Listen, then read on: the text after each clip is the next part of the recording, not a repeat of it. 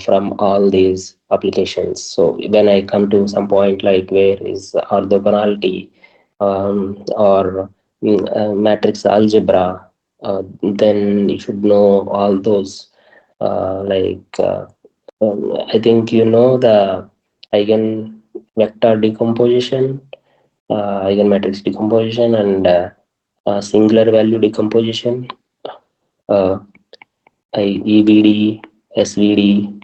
I hope you know these things, right? I don't need to explain them. What is SVD, what is EVD from our linear algebra.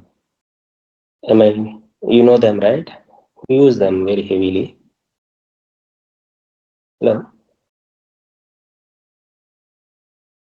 Yes, sir. But if possible, so please revise that, sir.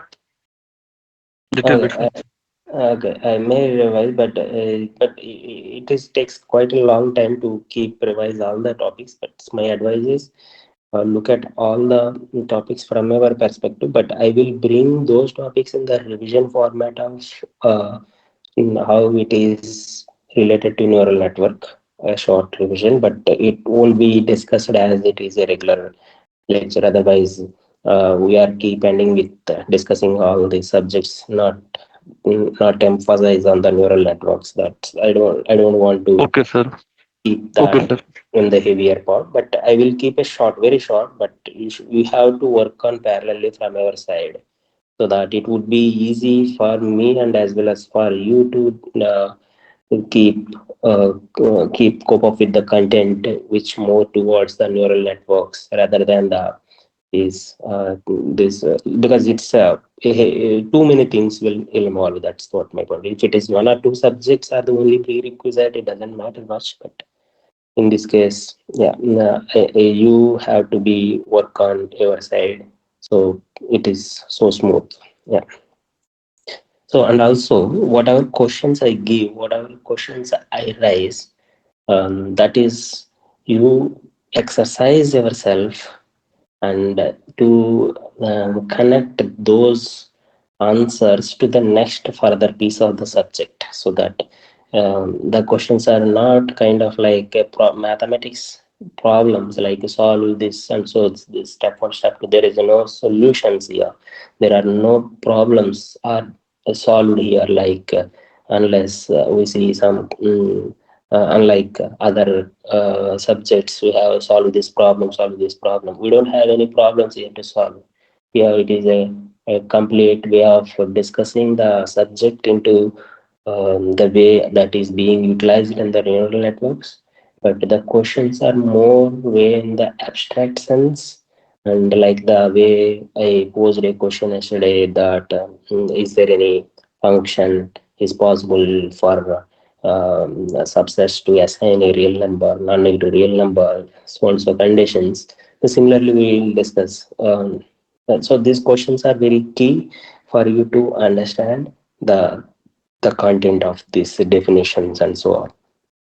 Like if I give the definition directly, start from the definition, what will it will kill you the way the definition forms. It will kill you the way things were built in the mathematics without any the intuitions. So why these concrete evidences are sitting inside the mathematics and saying that follow from this point, this is the definition or this is the rule we fixed up. So that is not just the point, that is the construction, how it is being developed. So that's we will see. Okay. Um, no, yeah, I will suggest some books like last time I don't have in my mind in memory for discussing the measure theory.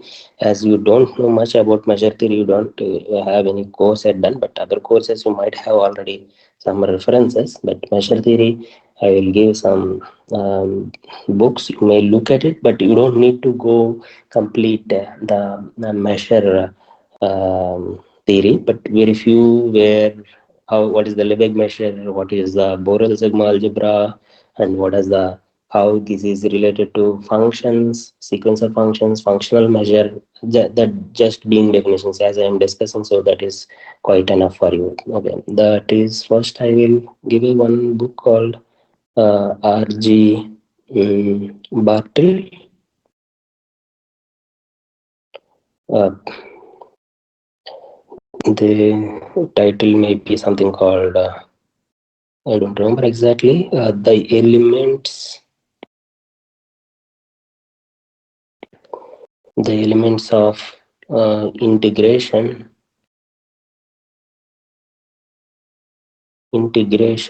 and Lebesgue measure.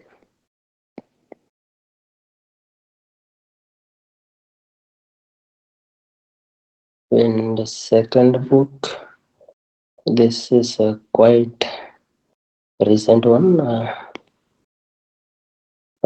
D.L. Cohen. I'm not sure of the spelling, but um, UHN, I guess. Measure theory, just measure theory.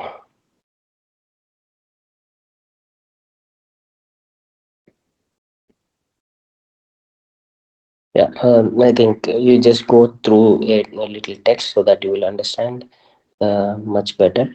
Measure theory, what we are doing, because I may not cover all the intricacies with examples, non-examples, how the statements, the theorems, proofs, all those things we are not discussing here. I just give you a kind of like a rough intuition of the definitions involved and the statements, how they are talking in our language of mathematics. That's what. Once you go through the text of this one, you will have a strong foundation for ourselves to explain or to understand much better when we are discussing further in the neural networks. Okay, coming to today's further one. Um, the where the point the we are right now at kind of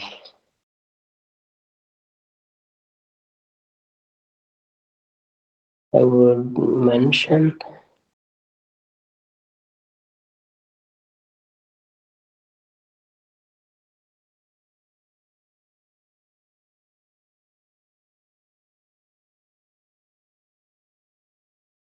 uh,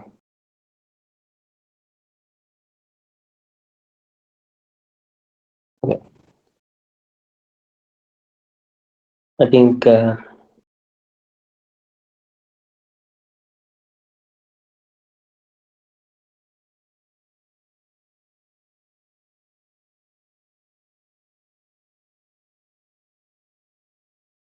we were discussing last time, um, yeah, somewhere close to yeah, the properties in this one, the set construction where we are the space we are looking for, and so that measure would be much uh, the,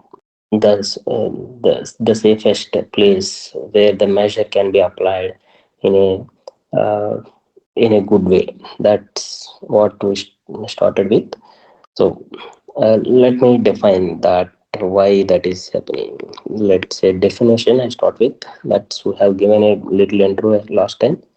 Let now I am not taking a specifical for RD is okay. We can keep it RD, but in general I talk let X. Let X be a non-empty set. Um, I think I use some other. Let X be a non-empty set. We have discussed a collection. Uh,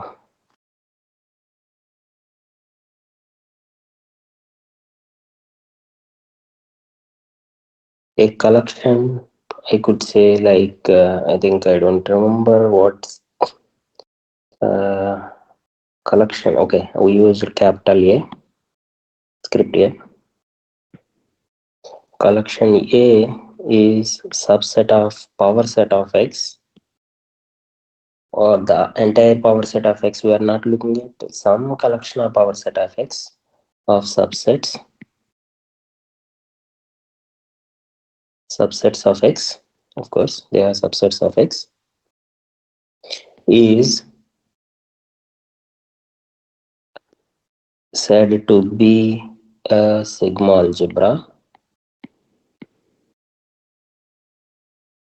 algebra on set X if if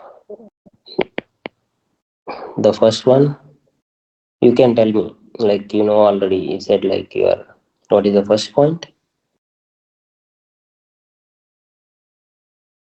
The empty set and the whole set should belongs to the collection. The second one, if any set belongs to this your collection, and whose complement x difference a should also belongs to this one. Third one, the a1, a2, and so on, they're not finite, they're countable, belongs to the collection, implies union is also belongs to this collection. Then we say this is sigma algebra, and that is the definition of this one. Then another one more point to say, further extension to this definition. If A is a sigma algebra on X, then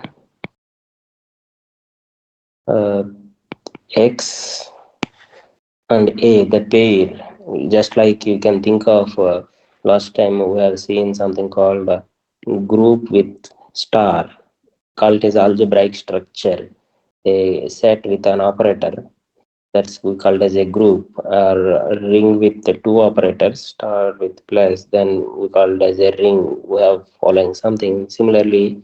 We have some structure, that is algebraic structure. One is with the set X and a collection of subsets of X. These two in the pair is called what we call, do you know the name? It is called a measurable Sigma space. space. Yeah, measurable space. So this is where we are come arrive. So we are actually bringing a uh, collection of some notion, that is some collection of subsets A, where these three properties hold. Then we deal such world as a measurable space of our own interest. That is what we are discussing. So let us look at how this is, how good they are, and of course, let's give some examples so that you would be understand much better. The what are the trivial examples? The trivial examples are very clear. Given whatever x you give, trivial examples. What are the trivial examples? The trivial examples for sigma algebra. One A must be a simple 0 and x, the not 0, the phi empty set and x, one sigma algebra, and another sigma algebra is the power set of x. These are the two trivial examples of sigma algebras. The one is the smallest one, that is pi and x, which satisfies all these three properties, and power set of x, which satisfies all these three properties. or the trivial sigma algebras on any non-empty set X, no matter whatever X you choose. Okay.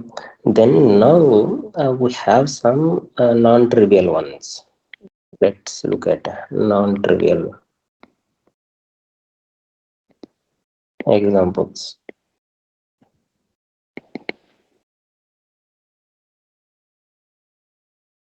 Okay, if you know, then it would be better. I could start from you.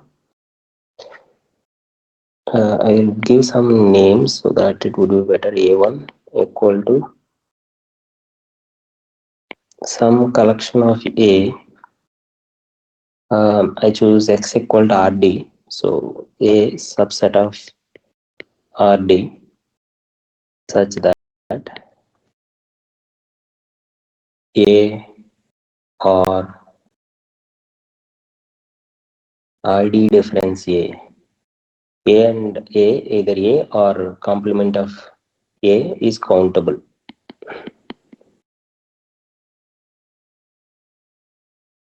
Is countable. You think of it, it satisfies. And another A2 is A subset of RD such that there are several ways of construct, but we'll choose few like mu star LD of A, mu star LD of A is 0 or mu star LD of a complement is also 0. This is also, this collection is also forms a sigma algebra.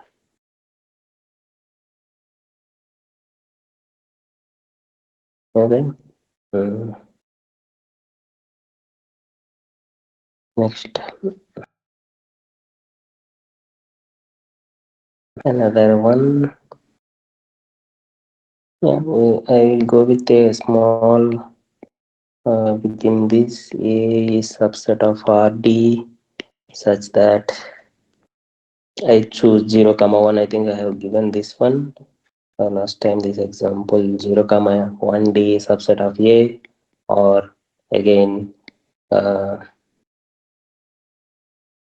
or 0 comma 1 D is subset of RD difference A. So you take verification part to check with how these three properties are holding for these A1, A2, A3. Yeah, this simple verification, the only you have to take countable. These things are easy. The first two things always you can think of. Uh, then the third one is the only thing you have to be careful, that countable union is belongs to that one. Okay. So slowly we will move into uh, one after other. Sigma algebra, then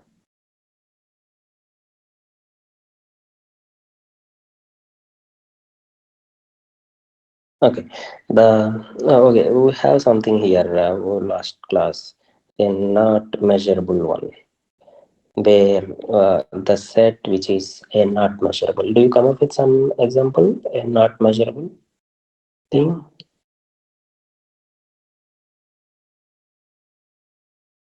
a function, a set which we cannot measure by mu star LD.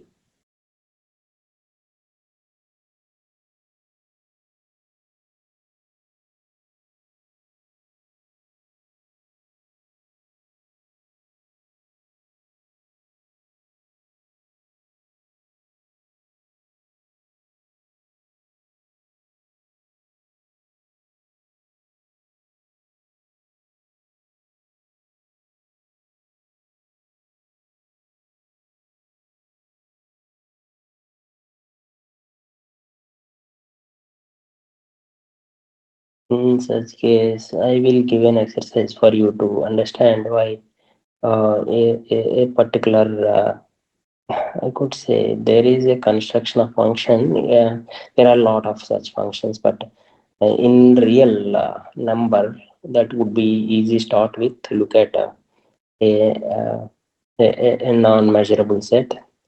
It is a special name, or maybe by its construction itself.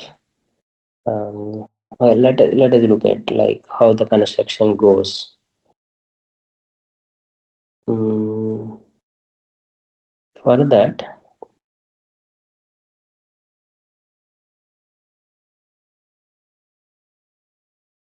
and I think you should know something called equivalence relation. That is the one thing. Would start with equivalence relation.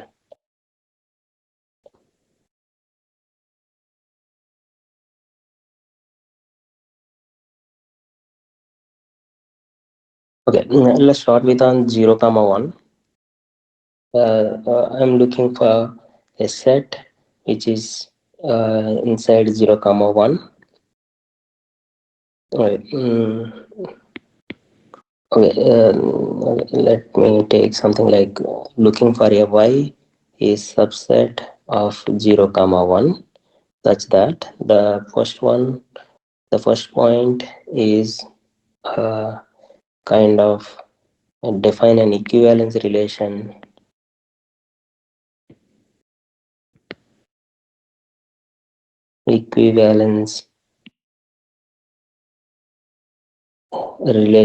that is like if you have some uh, x difference y, x difference y. Uh, okay, something I should consider here. Uh, this is not just this one. I just keep the q as well. That is better, so that we'll be having dealing with the world of rational numbers rather than just the whole set. X difference. X is equivalence relationship with y if and only if x minus y belongs to q. The second point is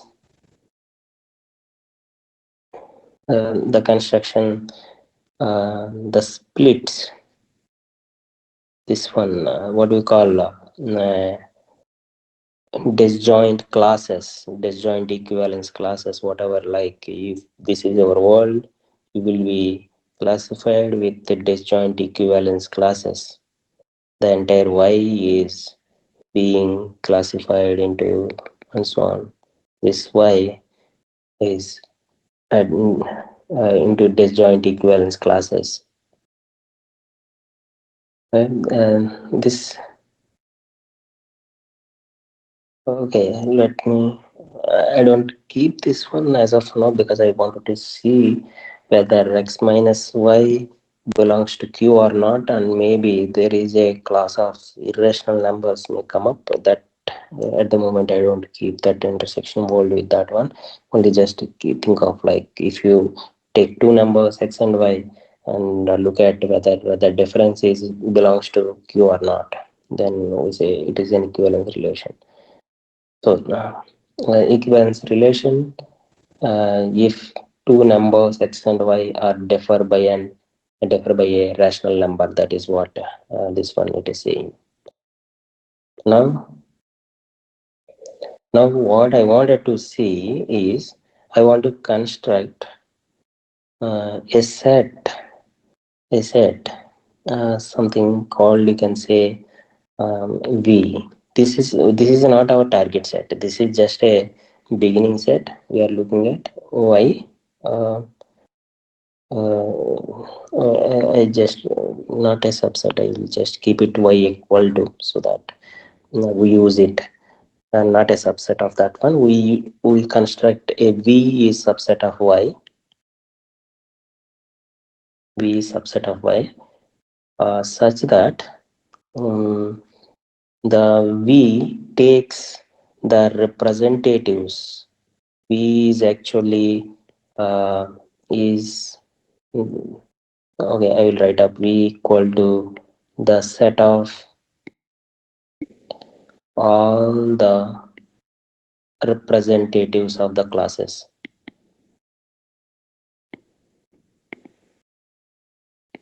of um, equivalence representatives of equivalence class representatives from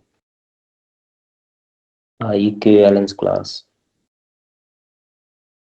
So what does it mean by that like equivalence relation? You always partition the set into their its own group of parts, and each one has its own element which represents a one thing. One element is sufficient to define entire class. You don't need to bring all the elements in it. That is what from equivalence class equivalence relation defines. So if we take the representatives of these equivalence classes, so there are infinitely many words. So these representative collection is the set V. This is a little complex set, like it is not the direct set. We define the equivalence relation. The equivalence relation brings that entire set y into the equivalence classes. From the equivalence classes we are taking one element from each of classes. We say this set v is not measurable. So that is the point where we start with why. Why the V is not measurable.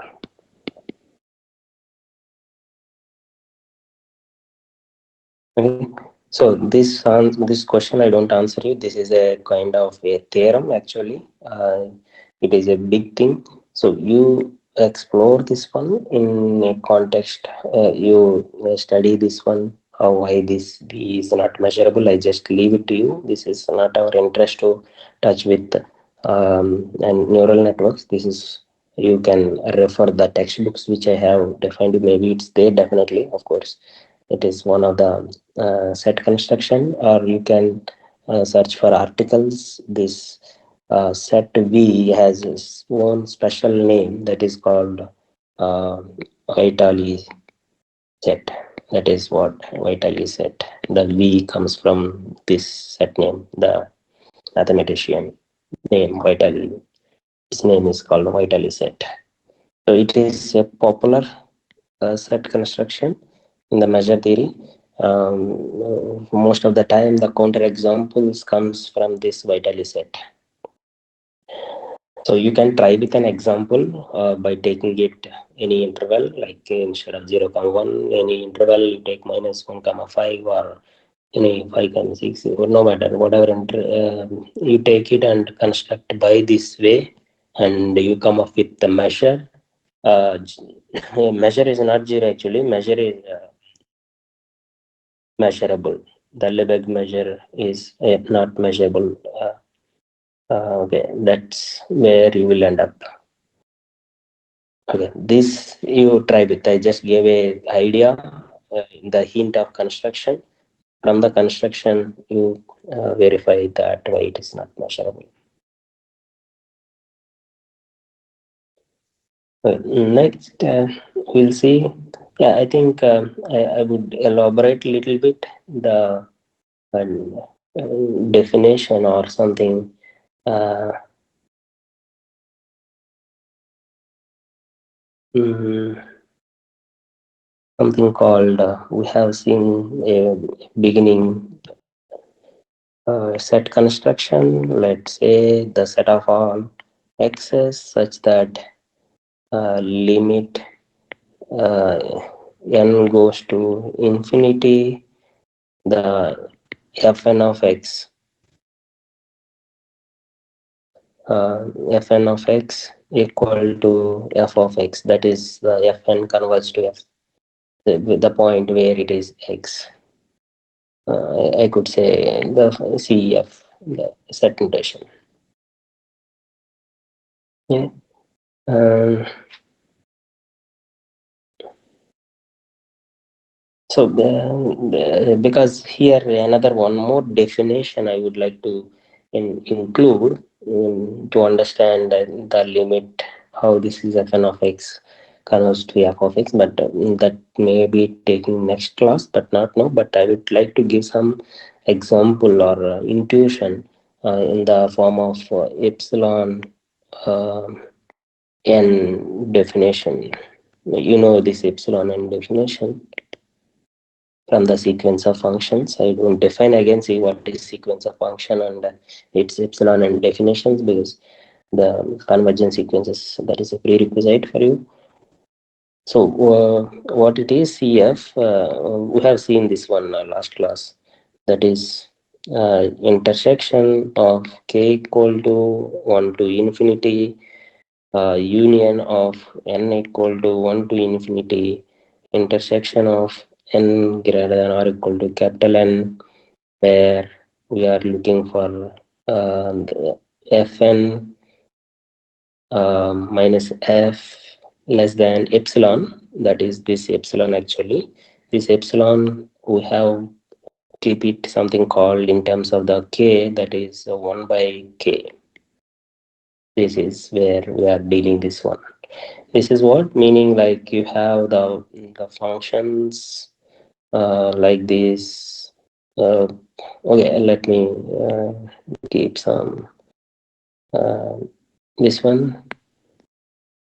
Let me say this one is our domain, that is x. It need not be a real, and it can be any higher dimensional, but we can't draw them. So it is x is representing that one, and another one is the f of x, or the representation of Fn of x. I don't call it as f of x, Fn of x.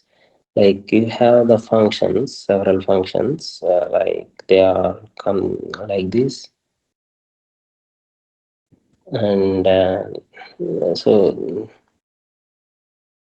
something like this. So ultimately, what you are having, you have the sequence of functions given 1 by k. Let's say this is our band, that is 1 by k band, that is epsilon band. This is epsilon band. Now you are in this epsilon band, you are looking for uh, a kind of in this epsilon band, you're looking for the functions which comes there, fall into that part. So, and on top of it, there are n. There is a n which is mapping them, the natural numbers. This is a natural numbers. For every natural number, you have a function. So this may be f1, this may be f2, this may be f3, this may be f4, like this. So after certain stage, these are all, no matter whatever and you choose after this one, they are coming into this epsilon neighborhood. Like after certain stage, they are coming into this epsilon neighborhood. These functions, these all functions are behaving nicely within this, with at this particular uh, range, that is x, that is the domain d or whatever. In this domain they are falling in this, like they are not escaping in this band. Uh, no matter whatever n you choose after this. So that is what described here. So for n equal to 1 to infinity, as we don't know for what n it is, so if we have maybe 3, this may be 4, and after certain stage, uh, the small n representing the indices from the stage after n. So the n's are all these here.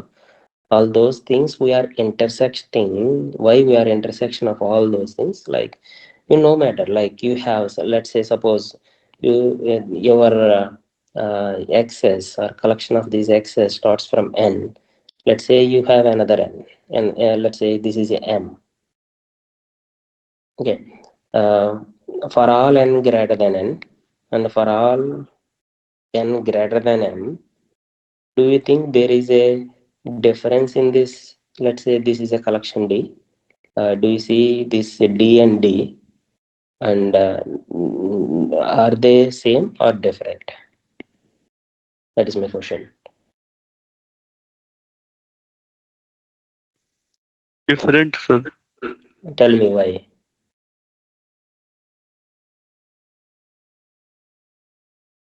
For a particular 1 by k, let's say fix a k, let's say k equal to 5 for a particular 1 by k.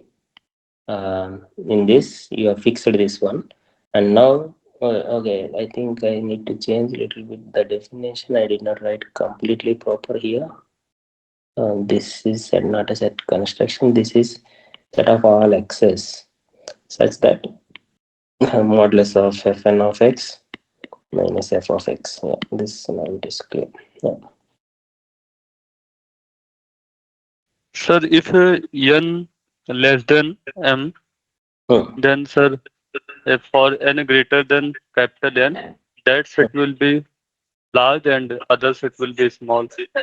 That's why. Yeah, okay.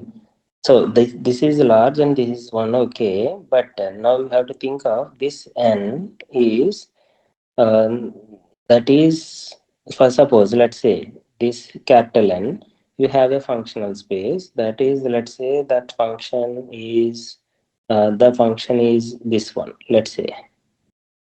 Okay, that capital Fn. This is capital F capital N. And now you have some other m that is far away from the n, that is maybe this one, that is somewhat closer dense, right?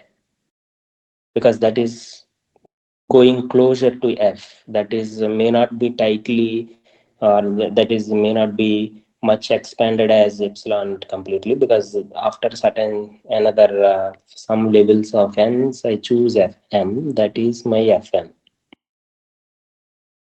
So where they are sitting, both they are sitting inside the D. If suppose if it Yes, is sir. not, if this Fm is going out of some part like this, then we should not call this stage as this stage as converging stage, right? For this particular epsilon. Maybe the behavior of below this n, they maybe go out. So that intersections we are not considering.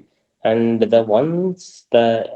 once we have a particular fixed stage, from that point, they started coming into this epsilon neighborhood in a particular domain, even after certain stage, even after you go several times, then they are also behaving within that S. If they are going out, then that means that we cannot call it as a capital N as our initial stage. So these are all not in epsilon bound.